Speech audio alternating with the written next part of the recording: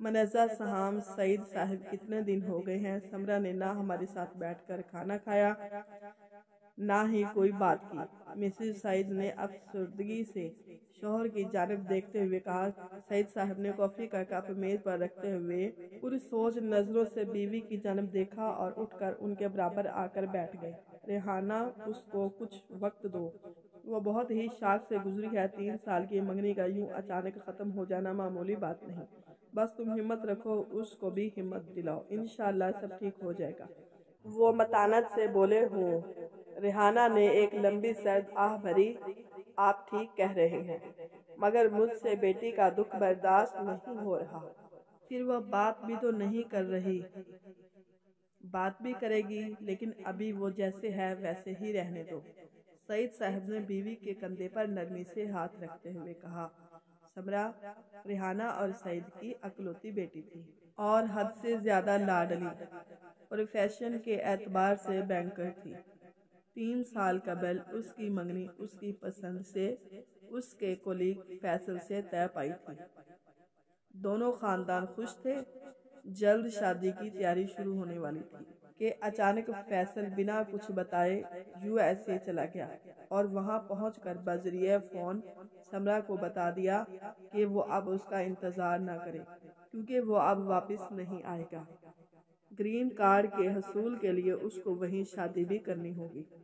فیصل کے گھر والے جہاں شرمندہ تھے بیٹے کی اس حرکت پر، وہاں انہیں بہت دکھ بھی تھا کہ سمرہ جیسی اچھی لڑکی اب ان کی بہو نہیں بنے گی۔ سمرہ کے والدین کے لیے بھی یہ خبر بم دھماکہ سے کم نہیں تھی، لیکن اس سے بڑھ کر ان کے لیے مسئلہ سمرہ کی خاموشی تھی۔ جاب سے اس نے ریزائن کر دیا تھا اور سارا دن کمرے میں بند رہتی تھی۔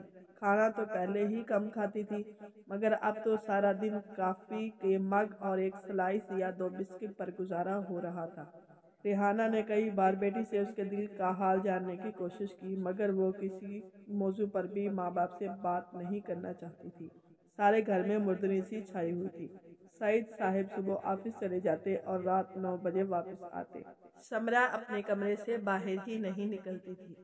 یوں ریحانہ پورے گھر میں بلائی پھرتی۔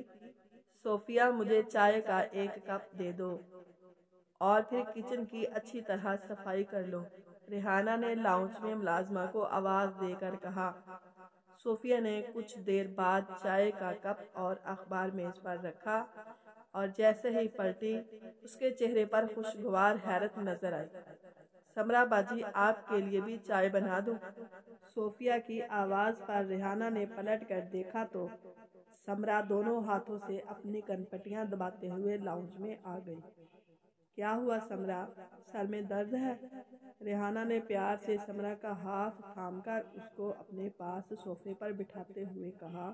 امی، سر پھٹا جا رہا ہے، درد اتنا شدید ہے کہ مجھے کچھ نظر بھی نہیں آ رہا۔ صوفیہ، جاؤ میرے کمرے میں ڈابر آملہ ہیئر آئل کی بوتل لے آؤ۔ ریحانہ نے صوفیہ کو جلدی سے جانے کا اشارہ کیا۔ امی، تیل نہیں لگواؤں گی، سمرہ نے ماں کی طرف دیکھتے ہوئے کہا۔ آپ جانتی ہیں تیل کے چپچپے پن سے مجھے الجھن ہوتی ہے بیٹی۔ ڈابر آملہ ہیئر آئل کوئی عام تیل نہیں، تم آج میری بات مان کر دیکھو کیسا آرام آئے گا۔ اتنی دیر میں صوفیہ ڈابر آملہ ہیئر آئل کی بوتل لے آئی۔ سمرہ، تم نیچے کشن پر بیٹھ جاؤ، ریحانہ نے سمرہ سے کہا تو وہ بادل نخواستہ اٹھی اور منہ بسوڑتی ہوئی کشن پر بیٹھی۔ ریحانہ نے ڈابر آملہ ہیئر آئل کی بوتل کو اپنی ہتھیلی پر الٹا اور سمرہ کے سر پر لگانا شروع کر دیا۔ امی، یہ خوشبو کس چیز کی ہے؟ سمرہ نے آنکھیں بند کیے ماں سے پوچھا۔ بچے، یہ ڈابر آملہ ہیئر آئل کی خوشبو ہے، دیکھنا تمہاری آدھی تکلیف تو اس کی خوشبو سے ہی ختم ہو جائے گی۔ وہ مسکرائیں۔ سمرہ کے بال بالکل خشک اور روکھے ہو رہے تھے اور بری طرح الجھ رہے تھے۔ ریحانہ اب سمرہ کے سر پر باقاعدہ تیل لگاتی رہی اور وہ محسوس کرتی تھی کہ سمرہ کے تنے ہوئے تاثرات اب ڈھیلے پڑتے جا رہے ہیں۔ تمہیں پتہ ہے سمرہ، اماں بھی ہمیشہ ڈابر آملہ ہیئر آئل ہی ہم سب بہنوں کے سر پر لگایا کرتی تھی، اور جیسے تمہیں اس کی خوشبو اچھی لگی، مجھے بھی یہ خوشبو بے حد پسند ہے۔ آخر ماں کی بھی تو یاد دلاتی ہے۔